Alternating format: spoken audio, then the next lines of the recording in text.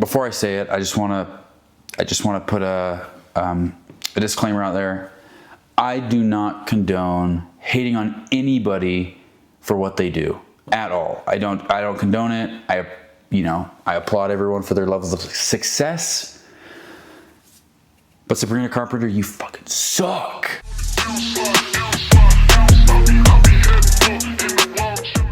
Welcome back, everybody, to the Detour Podcast. So I was thinking recently, my dad and I get into some talking because, who doesn't like improving on themselves, right? And it really got me thinking, why is it so exciting to want to make changes, to want to just improve, to learn a new language, right? Or, I'm going to get on task and topic with my budgeting, right? Save that money, get what I actually want, not the little treats here and there. I don't know why it's so exciting and why, there's so much adrenaline that just courses through your veins when you're doing it. The way I feel is the way I'm coming off right now. It's like, imagine you're sitting there and you could feel the pressure inside your body of excitement just getting like more and more powerful, that you just want to like blow up with excitement because you're like, oh my gosh, I can't wait to become this person I want to become. And yeah, it just makes me, seem like a feral animal, like a raccoon or something that's got rabies. But it's fun. It really is fun to improve. And I want to talk more about that today. But before we do, I actually have a few things I want to talk about beforehand, like my week. To be completely honest, there has not been much that has gone on in my week.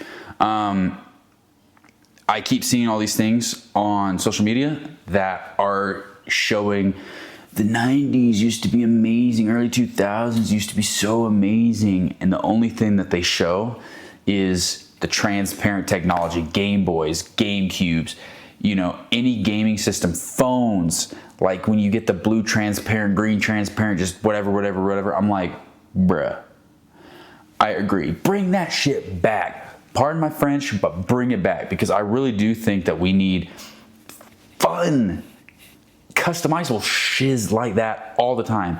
Let me take it back. Shit like that all the time, because it is so boring. Like, look how boring this piece of crap is, right? I appreciate how far technology has come, but it's a piece of crap. I hate it. I love looking back at like phone displays of getting your cell phone, mobile phone, blah, blah, blah, blah, blah. And it's just like, there's like 15 different Samsung models, 15 different Nokia, and you're like, I can get a phone that looks like nobody I know, and it's so unique, and the design's freaking crazy and wild, and it's great. It's phenomenal. I also say bring back better phones. I have been thinking about transitioning to a flip phone. I'm sick and tired of my phone, to be completely honest. I've become too reliant on Google Maps. I've become too reliant on things that I feel like we don't need at our, the disposability of our freaking thumbs, right? And there's this one dude my dad was talking about that he says he doesn't limit social media. He just doesn't use his phone for it. So he goes, and in order to be on social media, he goes onto his computer, which I think that's actually kind of smart, because then you still have access to everything, but it takes a bit more effort to actually access that crap. And I don't know, I've always been wanting to become, I guess, one with the world, in a sense of like, let's figure out directions by, our intuition and how it should be, like I've talked in the past. So I think bring that crap back, make it more fun. On the topic of transparent technology, I keep seeing these videos as well, because I'm going to Japan in 2 years, Japan and Korea. There's a place actually in Japan where you pay to like, essentially all the hardware's there for if you want to make a Game Boy Color, Game Boy Advance, like whatever video game console you're trying to make. And then you can choose, okay, I want this color of transparent casing. I want this color of, trim. I want these buttons. I want this and that and that. And you basically customize like your own, what I've seen is your own Game Boy. I'm doing that shit. Guaranteed. I'm coming back with a Game Boy Advanced SP, and it's going to be just super snazzy and dope. And yeah. So, technology that's transparent, bring it back. Bring it back. Bring back fun shops. I saw another one about a Sony shop back in the 2000s. How fun was it? I'm actually going to insert a photo right here. I'm going to try to do my best to, and if it doesn't work, well then it'll cover the entire screen. If I can't make it, just pop up by my face. But the way the shop was, I'm like, I'd totally go in and play games. I'd end up walking out with a Sony PlayStation. Like, there's no way I wouldn't go into that store. Everything is so freaking boring. Make malls more entertaining, right? I feel like we all need to get back on like CDs and vinyl, and we all need to start, instead of everything being in here, right, in your little supercomputer, live like it was the early thousands, the 90s. Be more present. Do things, right? Own stereo systems. Go out and hang out with friends. Like, I'm advocating for that. I'm trying to do that myself. So I'm going to get a stereo system soon. I have 20 plus CDs that I've gotten over the past couple of months, and I'm going to continue collecting them. I'm just trying to be far more present and like really embrace, because all that stuff, it's not super, what is the stupid word that I'm trying to think of? The ease of accessibility isn't there. So it almost makes everything have more meaning to it. When you listen to your CD, you have to go home and listen to it. Or you pop the CD in your car because you own the tangible, the physical copy of the album. You enjoy the music so much more. Every time I listen to a CD in my car, I swear the music hits differently because I own it. There's just more meaning behind it because I'm not just paying for a streaming service. So I think we all need to do that. That's why for movies I love to get, because everything's Blu-ray now, the Blu-ray with the digital code. So then obviously I can watch it if I'm out and about. But I love owning movies. I got 2 shelves behind the camera right now full of movies, DVDs or, plain DVDs or Blu-rays. But like, I just love like having that and owning it. There's just so much more meaning to everything we do. Make life so much easier. Oh my gosh, I totally forgot about this. I was on such a good high dopamine trip about talking about things I love that I forgot that I wrote this down, which I'll hit very last, okay? Last, because I don't want to go from a high to a low back to a high. Next, I actually got a backpack for my temp trip. We were at this shopping outlet mall called Traverse Mountain, and I forget that school's starting up, so everything's having back to school sales, blah, blah, blah, blah, blah. I'm like, let's look for a backpack. I'm fine spending the money to get a good bag because I know I'm going to use it. When I have those things, and it's not like, well, I want to go hiking more, but I don't really have the attire for it, the shoes, whatever. Or I don't really have a bag with a water bottle that I could take and go hiking and hold all my stuff, right? Well, now that I have it, I don't have an excuse not to go. So I went to North Face, saw that they had 60% off everything in the store. And I found a super dope backpack that I could take hiking with a water bladder accessibility, so many pockets. There's a fleece lined pocket to hold stuff to keep it warm for winter. I'm like, this is sick. $40. $40 I spent on that backpack when it's like $100. Best $40 ever. Because I went to Sierra Trading Post, looked for backpacks. Brands I've never heard of before. Thank you. Brands I've never heard of before were like $50, $60. I'm like, I'm going to get North Face. I know they're reliable. It's a banging backpack. So I got that. My shoes are coming in. I got some dope. No. Damn, no, get it together. Holy crap. North Face shoes. They're like a mix of a hiking and approach shoe. If you don't know what an approach shoe is, it's like essentially you could do some very moderate baseline like climbing with it. It's not, anything where you would need a normal climbing shoe, that's too much, but it's just like basic stuff. If you want to climb a rock or something, like it's really good with the grip, but it's very nice, very sick.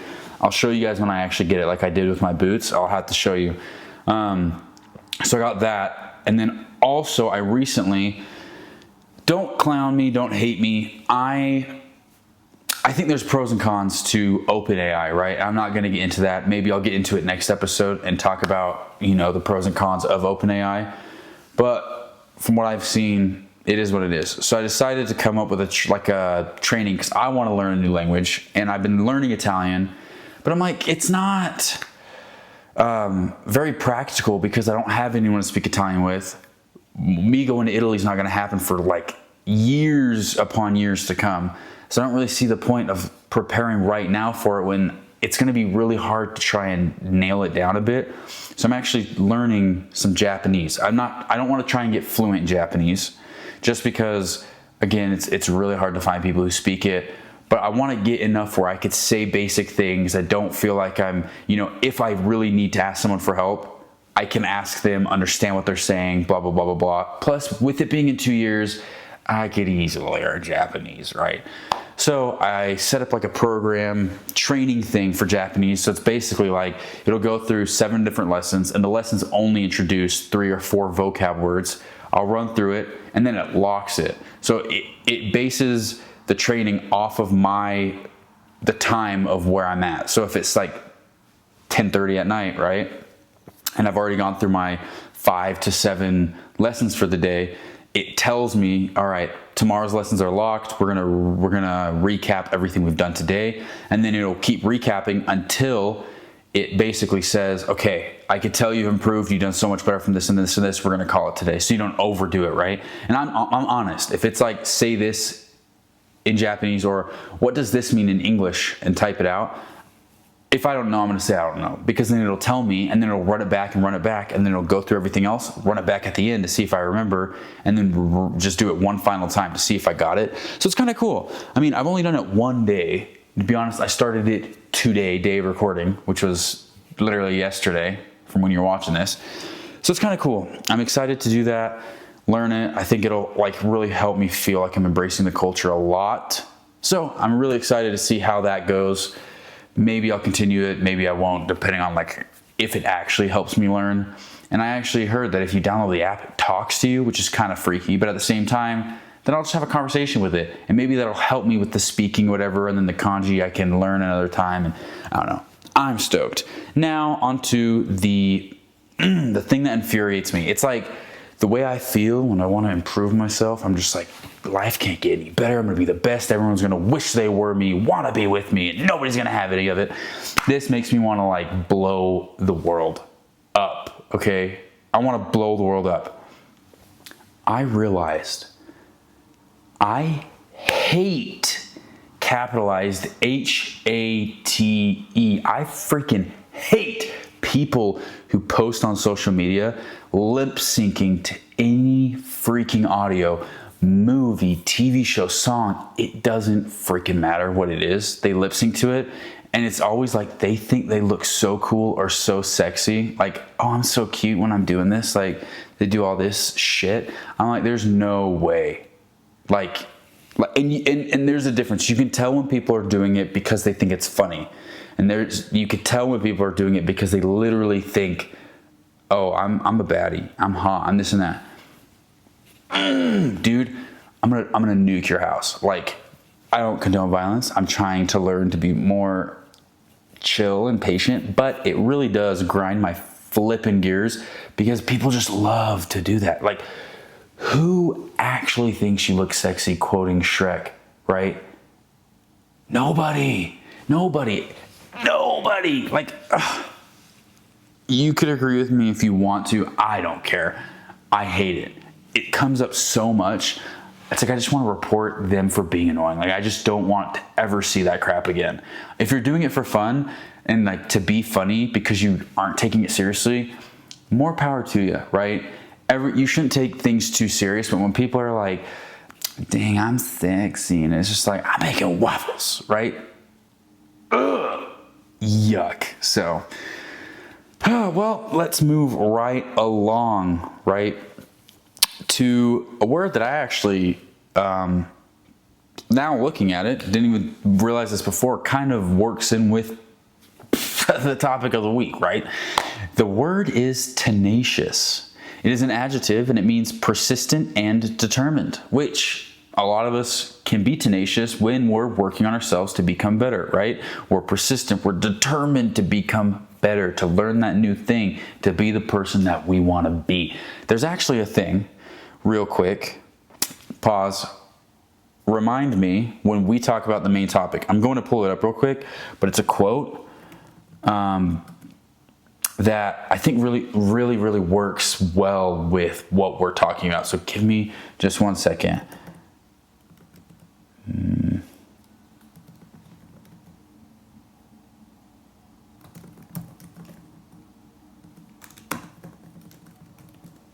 Let's see.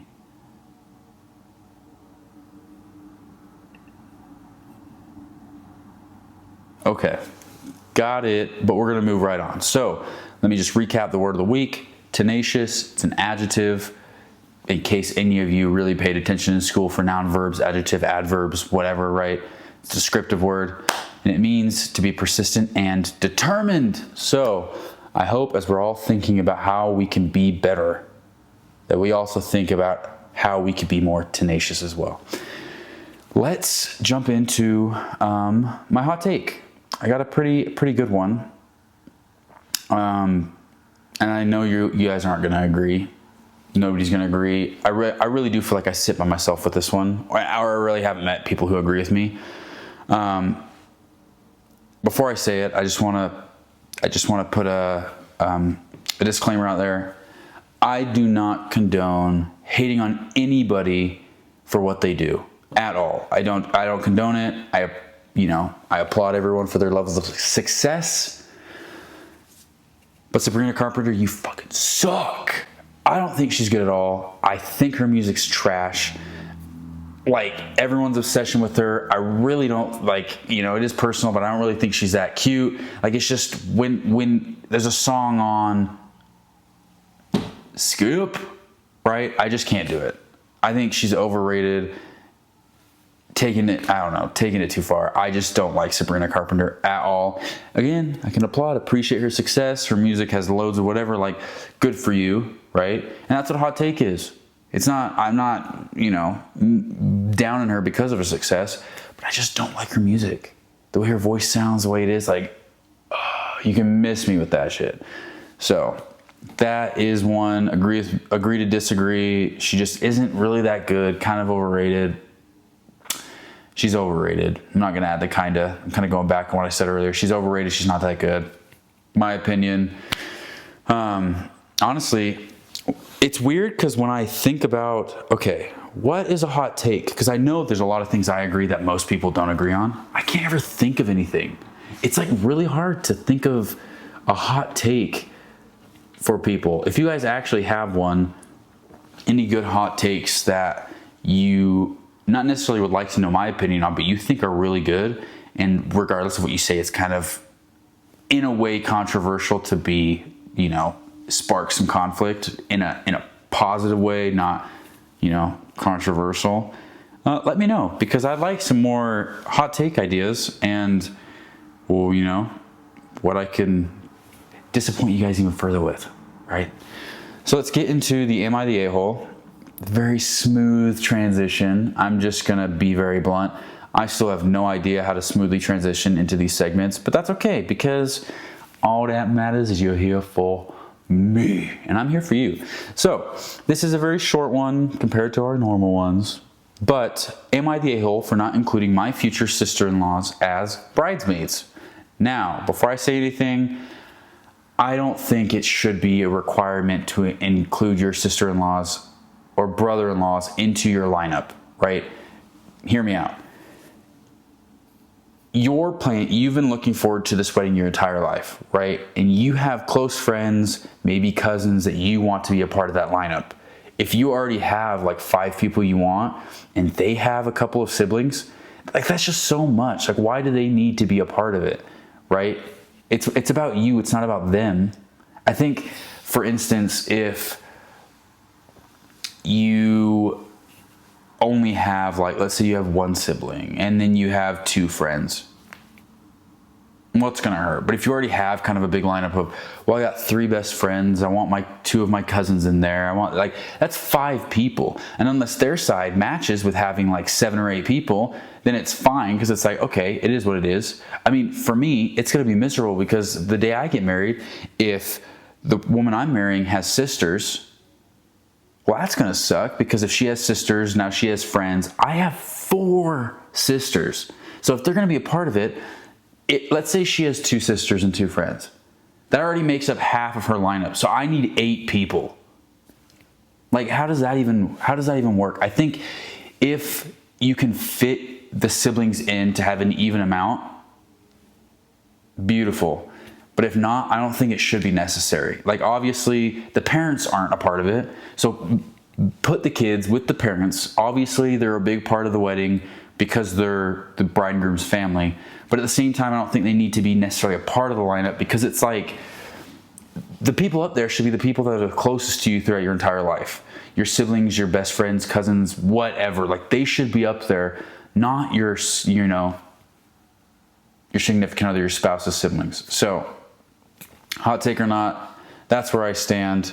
It just depends on the situation. Back to the story. There isn't a really lot of backstory for this. Great. My fiance, 24 male, and I, 24 female, have been together for a little over 6 years and engaged for almost a year. Nice. We've also been getting, back it up, beep. We are getting married next year, and I have 6 bridesmaids. My sister as my maid of honor, and 5 of my closest friends who have known me for 9+ years. Already a banging lineup. I think that's great. And my fiance has 6 groomsmen, one of which is his best man. All are very close friends of his. Nice. His father recently asked if his 2 sisters, both younger than my fiance, were going to be in the wedding party, and my fiance replied that they were not going to. I wasn't present for this conversation. It was just the 2 of them having lunch. We would like to give his sisters roles for the wedding if they would like to have roles. Flower girls, whatever. We think it'd be sweet, but if they think it's a role solely for children, then we'd find something else, which is flower girls. They could be in charge of handing out some party favors, doing a reading, etc. Only if they want to. We don't want to put pressure on them to do anything at all. Neither of them like being the center of attention, honestly. Then what's the conversation about? Seems like you already have your answer. I just feel a bit guilty, but I wanted to be surrounded by those I felt closest to on the day of my... back it up, dude. It is so late and I can't read. Surrounded by those I feel closest to on the day of, and although I have a good relationship with both sisters, I don't feel as close with them as I do with my 6 bridesmaids. I don't want to think I don't value them. Am I the a-hole? No. Again, like you said, like I said, I didn't even read this and I agree with her. You can give them roles somewhere else, but you want the people closest to you throughout your life to be there to support you in your lineup on the day of your wedding, right? And the groom didn't even seem to care. Like, he didn't seem like it was that big of a deal that they weren't part of the lineup. Like, he was with her on that. So you're not really the a-hole. And it doesn't even seem like the dad came after you guys, getting upset. Well, your sister should be a part of it, blah, blah, blah, blah, blah, right? Like, it just seemed like he was just asking a curious question. You both don't really see the point of needing them to be in the lineup. If they wanted to be a part in a way, you can give them a role, but they don't like being the center of attention, so it doesn't seem like they care that much. They're happy for you. They want you to be there. You're not an a-hole. Quickest shutdown ever. Not too much controversy. It doesn't seem like there was much pushback on either side of like an argument or whatever. It just seems like that question being brought up made you kind of feel, oh, am I being rude for not including them in it? Or, is it just me feeling that way, but it's a normal thing not to. I think you're not an a-hole. And you guys can let me know whether you agree with the whole thing of siblings don't need to be in the lineup, right? It's just your closest friends. Like, I want to know if you guys, think that way or not, more than you think she's the a-hole, because she's not. It's kind of a clear-cut thing that she's not an a-hole. But yeah, just let me actually know. I want to know. Okay. That brings me to the topic of the week. Why is it so exciting to work on yourself? I have a quote to read before we get into why it is so exciting to work and better yourself. This quote is from the Mr. Matthew McConaughey. All right. He said, there's 3 things he says, but it all kind of coincides. This is the one thing I heard. It's called the 10-year rule. He said when he was 15, he decided his hero was himself in 10 years. When he turned 25, his hero became his 35-year-old self. he stated that he needs something to look up to, something to look forward to, and something to chase. So right now, I could look at my 35-year-old self and be like, you know what? That's who I want to become. The person I'm imagining in my head who's great with money, who travels, who does this, who runs a successful podcast, wink, wink, who's good at guitar, who does blah, blah, blah. That's exactly who I want to be, right? Once I hit 35, that person's obviously going to change because as life changes, things change. But now my hero's, 45, or I'll go even 5 years to make it more tangible. I could see that booty's cheeks. I could see the booty cheeks. I'm chasing him, right? I'm going to catch up and become exactly who I want it to be. Well, things come and obviously it's going to be different, but I think that's a good rule of thumb. Like, your hero is you in 5 to 10 years. Make them exactly who you want to be right now. Chase it, because by the time you reach that, you're going to be exactly who you need to be. And then, all right, as you change, it becomes, the better you. The same hero that you're chasing is also changing to become a better you. And it's just this whole thing of like, yeah, you may never reach that person, but the fact that you're chasing that and you're striving to be better, oh my goodness, better each and every mother flipping day. It's just, it's good. We all deserve purpose in our life. And I think that's why people live longer, is because we all have purpose. Once you retire, you kind of lose that purpose and that sense of meaning and whatever, and then health deteriorates and you die. But people who continue to work and find purpose in their life and do that, they live longer, they're healthier, they're not like, I'm 80 and I'm stuck into an old folks home. But it's like, I'm 110 and I'm working on a farm and then I die. You kind of feel more fulfilled. But by keeping your ideal self a decade out of reach, you avoid complacency and continue growing over time. So my man, Matthew McConaughey, dropped some the hardest knowledge on me. And I mean the world. That was during his 2014 Oscar acceptance speech. I love it because it really is something you can implement into your day. So let's actually get to talking about why it's so fun. But I also want to talk about why it is so easy to fall off of self-improvement as well. Because just like everything, that's the wrong word, just like everything, the excitement only lasts so long. After that's when you need dedication. That's when you need grit. That's when you need discipline. You need to work. It's not going to come easy anymore because the excitement's faded off. The adrenaline, the dopamine, it's not running through your body anymore because it's not new. But that's why you got to keep going. So I want to talk about why it is exciting and then why it is so easy to, so easy to fall off. Why it is so easy to fall off. So then we collectively, me and you, can work on one, a way that we can constantly improve ourselves, and two, how to avoid falling off. Now, I forgot the timer again. My bad. We are currently at 28 minutes. So let's get right into this. Perfect. So that was the wrong tab. Working on yourself is exciting because it grants you total creative control over your own life. Bang. It turns you from a positive, oh my gosh, dude. It turns you from a passive passenger into the driver, offering a daily rush of self-discovery, small victories, and the thrilling potential of who you might become. Bang, bang, and bang. So I think that's definitely true. When you discover something else, or just like anything in life, when you make those small victories, you feel so good about it and it just makes you want to keep going. So the thrill of control and agency. Writing your story. You realize you are not stuck.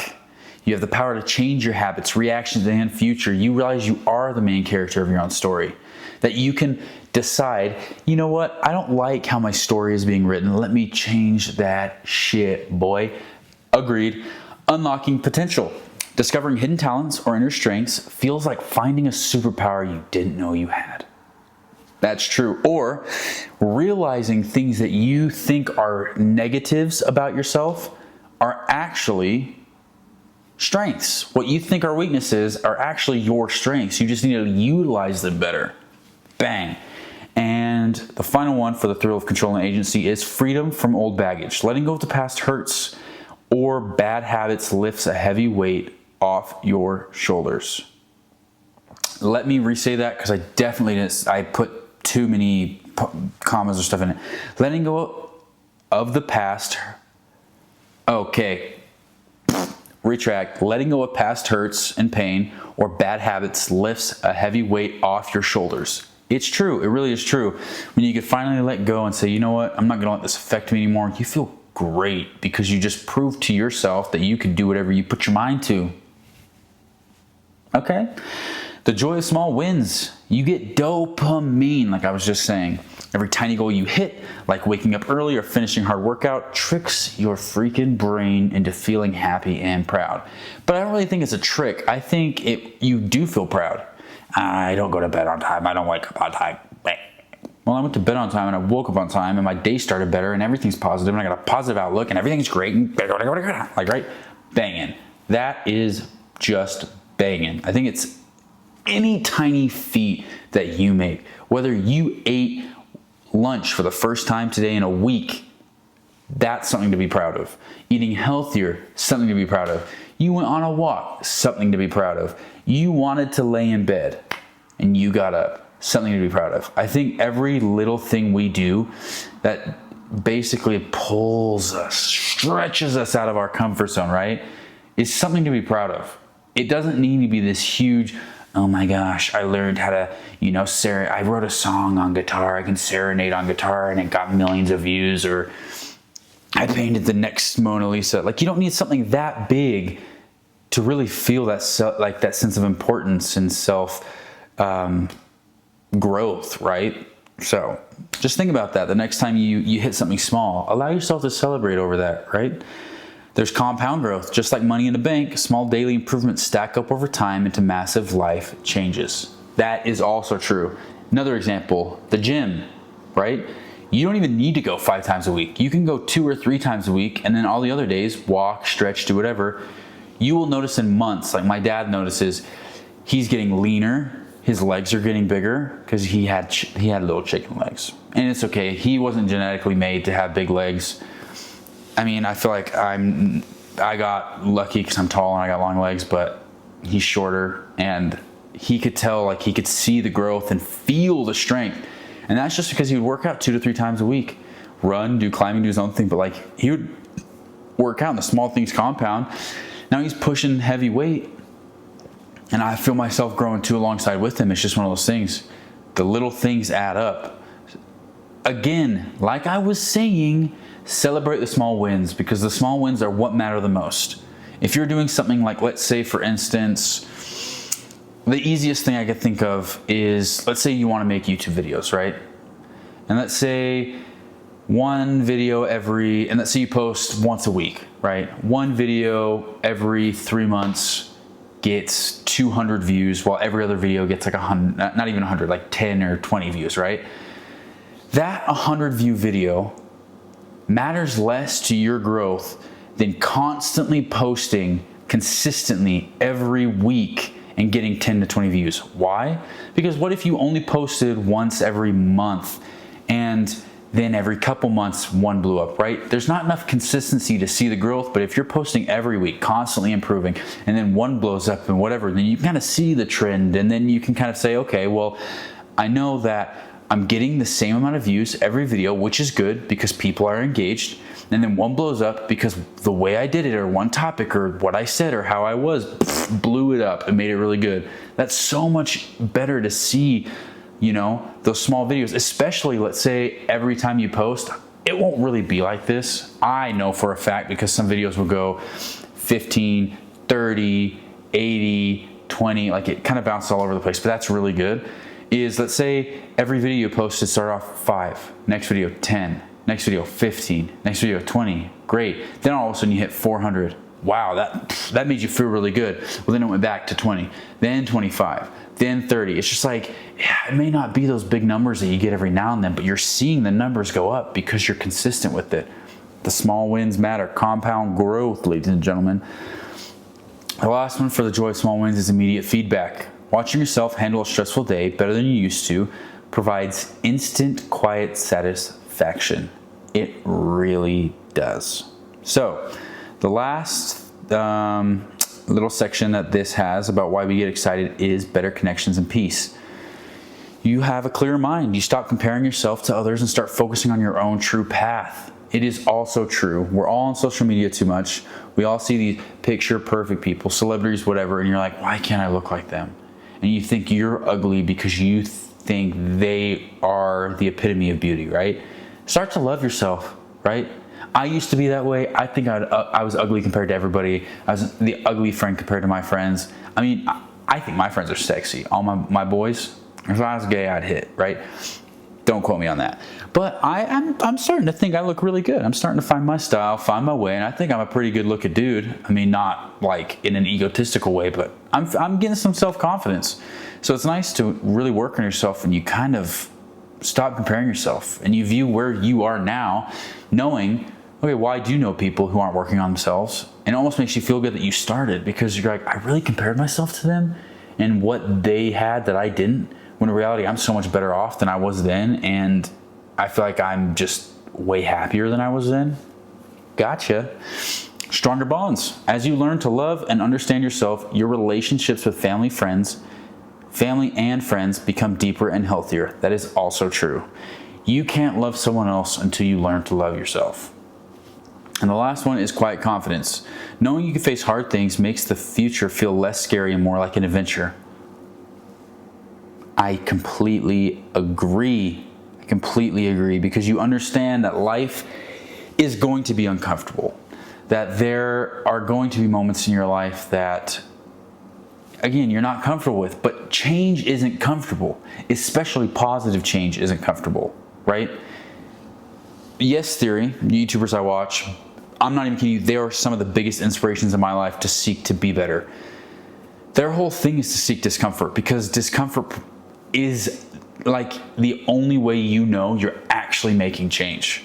You're working a job, right, that you enjoy, but it's not discomforting. Well, that's because it's easy. It makes comfortable money. But when you're doing something that you feel uncomfortable with, like I'm gonna go out there and get a new job that pays more, right? That allows me more opportunity in life. That's uncomfortable, but that's probably because it's the right choice. You know what I'm saying? So,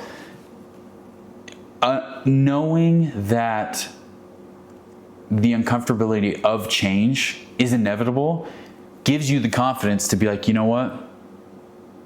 I'm ready for it. Drop me in the deep end, baby. I'm ready for this. I was born ready for this. And that's what I want to hear. We all want to hear that you are born ready for this. Now, again, the excitement wears off. So what can we do to not only prolong that, try to drag it out as long as possible before we really have to trek, right? Like if you're going downhill, how much speed can you take on the uphill before you have to start doing all the work? And why do we fall off so easily from self-improvement after the dopamine ends, right? So let's hit some of those and work on ourselves. First things first, there's some traps biologically and psychologically. We have decision fatigue. It gets too tired from making too many daily decisions. Adding complex new rules drains the mental energy needed to keep going. True. When you're trying to implement new things and become better, I've noticed, especially once the excitement wears off, it is a chore because it's not part of your routine. It's not something you're used to doing. So it really does drain your willingness to want to do anything. We have the illusion of progress. Reading books or watching motivational videos tricks your brain. It feels like working, but it takes no real effort. So yeah, you could be doing these things, getting all amped up off of words, but because you're not doing any action, it doesn't really do much, right? So you could be, I like reading books just because, like for instance, The Soul of Not Giving an F, I enjoyed it because it really did open my mind up to, I'm putting too much of myself into everything. It's like I only have 12 eggs, and I'm putting half of those eggs into things I probably shouldn't, right? Things that I don't need to care about, things that are negative. I need to figure out where I'm actually going to be putting my eggs to make myself live a happier life. So it depends on if you could take it away and actually work, like implement that into your daily life, but words are empty without action. And perfectionism, I struggle with this. Treating a missed day as a total disaster causes guilt. This harsh self-blame often makes people quit completely. That's how I felt with 75 hard. If I messed up, I was like, dang it, I'm a loser. But at the same time, I needed to find that nice little point of leeway of, okay, if I didn't get all my water in today, but I got everything else, I'm going to count that as success. But then at some point, I'm like, at some point I'm thinking, are these excuses actually good for me, right? Obviously you can't be too hard on yourself, but 75 hard is supposed to be hard. You're supposed to push to make those changes, to drink your water, to eat healthy, to do those workouts. And if you're pulling back on one, soon enough you find yourself pulling back on others. So it's just, you need to find that fine line of what do I need to do that I need to push for and not have any leniency on whether I'm doing it or not. I'm doing it, right? And what I can be more lenient on to allow myself that grace, because I'm not perfect, but there's some things that I know I should be putting the maximum amount of effort into. And then the second thing is structural and environmental issues. We rely on motivation. It comes and goes, it ebbs and flows, just like waves, baby.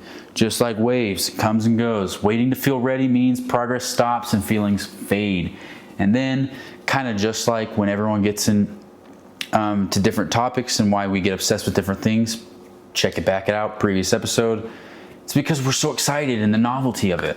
And then once the novelty's gone and the hard work needs to go, you're like, I'm not going to put in the blood, sweat, and tears to get this done, right? Ignoring the environment. Old surroundings pull you back. Without changing cues around you, new habits are hard to keep. I need to do that better. The last one, vague goals. Trying to fix your life all at once lacks a clear path. Without specific steps, you get lost and give up. And that's why I think AI is great, because it takes things like this and puts it in a way that you can implement it into yourself.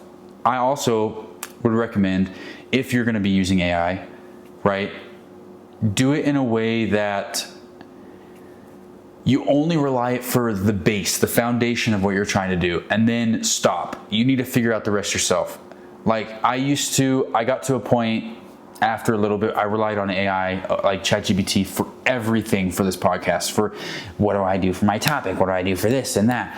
I only use ChatGPT to basically, all right, I'm gonna give you everything I talked about. I need you to help me come up with good engaging titles, some good hashtags that are about what I'm doing, and YouTube tags to kind of push it. And that's really all I do. I don't really use it for anything else for the podcast, because I like that control of, I know I can come up with these topics by myself. I know I can, come up with an am I the a-hole or a hot take or a question of the week. Like I know I can do that, and it makes me feel good knowing that like this is my podcast, not AI's podcast, right? It's just helping me with some of those kind of more tedious things. Baseline it. Recommend, okay, can you help me come up with a daily regimen to better myself? And it basically gives you the baseline. And I'd also recommend getting a journal and writing down stuff. You don't need to write down your day. You just, anything that comes to your mind that you feel like, hey, this is really hit me. This makes me feel really good. Write it down. Because putting pen to paper, actually, it's like when you think of something, I'm going to not be lazy.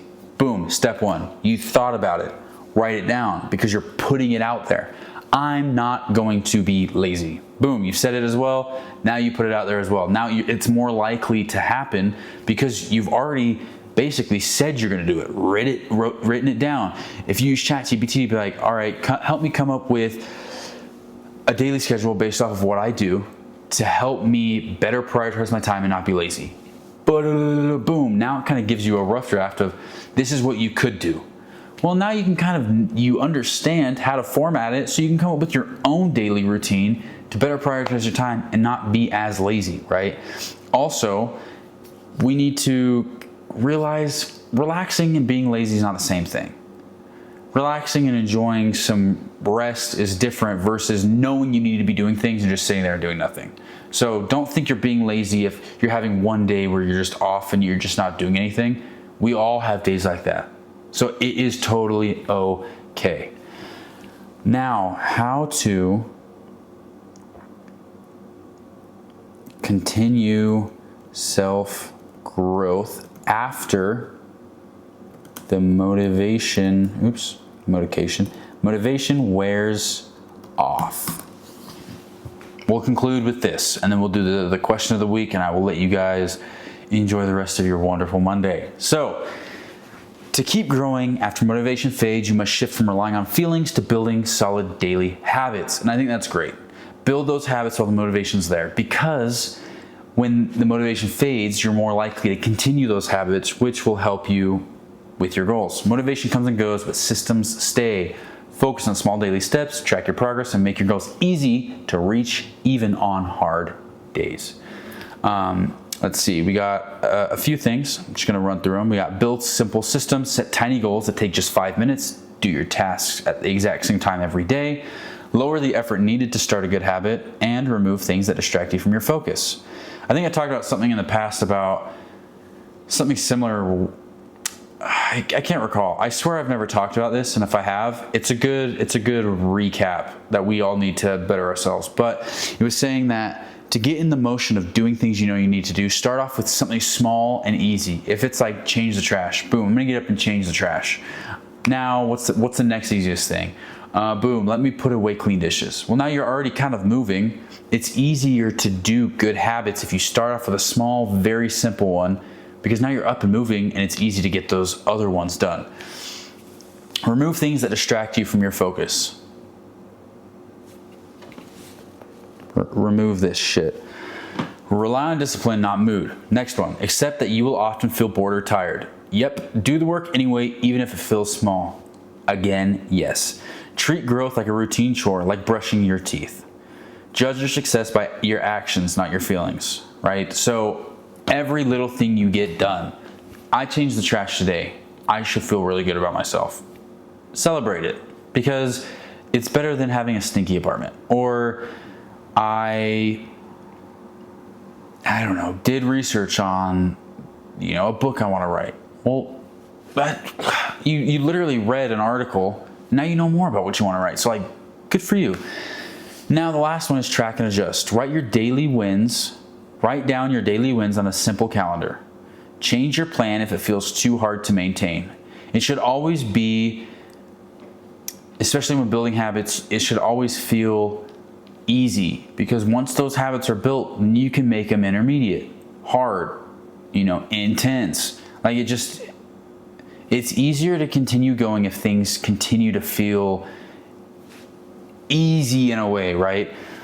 Rest when you need to so you don't burn out. Like I said, if you sit down and relax and are having an off day, it doesn't mean you're lazy. It just means you really need that to be able to focus again. Last one, celebrate small progress to keep your mind engaged.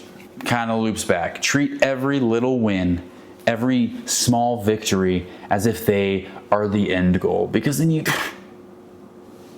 more inspired to keep going. You have the drive to keep going. So, excitement fades. The novelty of everything will wear off. After that, all you need to do is continue to keep those habits going. If it feels like it's getting too hard, make them a little bit easier, but don't allow yourself to be too complacent with it. Know that if you're feeling some tension, some pullback, right, that's typically because you're going in the right place. Me, I'm religious. I believe in God. I believe in the devil, all the things like that. And I feel like when life starts to feel like it's getting hard, when the habits that you are building are feeling like they just are getting so hard to do and you can't do it, that's typically because you're going in the right place. Satan doesn't like to see you succeed because he knows that your success is all part of God's plan. Whether you believe in God or not, that's what I feel. So when there's tension, when there's pullback, when you feel like it's just getting so hard and why isn't it easy anymore, it's typically because you're heading in the right direction. What you're doing is what you're supposed to be doing. The universe, in a way, Satan doesn't want you to succeed. And to push past that is to prove that they don't have control over you. Like, you can do it. So keep those habits up. I'm really working on that. Essentially, I'm just trying to pay off my debt. I'm like got a couple grand in debt, just like credit card debt and stuff like that I'm really working on paying off, so then I can travel more, I can save more, like just do more with my life, because I feel like I'm held down by that. I'm trying to read more, trying to not get distracted by social media and use this crap and better my time more, right? And my dad was talking to me today about it. Yeah, and I thought I was gonna blow up out of my skin, dude. I was gonna erupt because I was just so like amped up to really just better myself. But I need to build systems now, so then that thrill, I can drag it out as long as possible to build those good habits, to really just work on myself. So just better yourself, everybody. We all, yes, it is August. Yes, we're halfway through August. Yes, we only have a couple more months out of the year, but there's no better time to start than now. To be the best you can be now. Look at yourself as the person that you're disgusted with. Yuck. I hate you. I don't ever want to be like you. Boom. Who are you looking at now? The person 10 years from now. That's your hero. That's who you're striving to become. That's who you want to be. Chase after them. Don't let them get any further. Because if you say, I'll start tomorrow, now they're 10 years and 1 day ahead of you. 10 years and 2 days ahead of you. Before, you'll never, ever bridge the gap to be closer to the person you want to become. Yes, you're going to constantly be chasing the person 10 years ahead of you, but then that gap's going to continue to grow and grow and grow. And then it's just like, well, what's the point of chasing that? Well, it's because you let yourself fall back too much. So better yourself. And a nice way to end off this podcast, a very good, kind of simple question of the week I have is, what fictional food from a movie or cartoon do you want to eat the most? And my Lord, there are so many good looking foods. The one I think about the most is a juicy, crabby patty. Oh my, it's like the epitome of what a perfect hamburger looks like. Like those Whopper burgers that you see in the commercials. Oh, those just look so good. I would choose a Krabby Patty. I also can't really think of anything as iconic as a Krabby Patty, dude. A freaking Krabby Patty. So, yeah, let me know if you think Sabrina Carpenter is overrated or not with me. Try to be more tenacious, as we all are striving to be better each and every day. And let me know what your favorite fictional food from movie or cartoon is that you really want to try. Because why the flip not? That is where I'll cut it off today. Thank you guys so much for tuning into this episode. I hope you enjoyed it very much. I hope I was a little bit more relaxed, a little bit more personable. It felt like we were talking as friends. That's one thing. Last episode, I was looking at the statistics and it was depressing. Within the first 3 minutes, I went from 100% viewership down to 8%, and then it dropped to 0. There are some episodes that people didn't even watch the entire episode all the way through. So if you made it to the end, I love you so very much. And I'm trying to become not necessarily a version of myself that I'm not. I'm just trying to allow myself to be how I am with family, with friends, with you guys, right? And it's kind of hard. Commentator Noah comes out.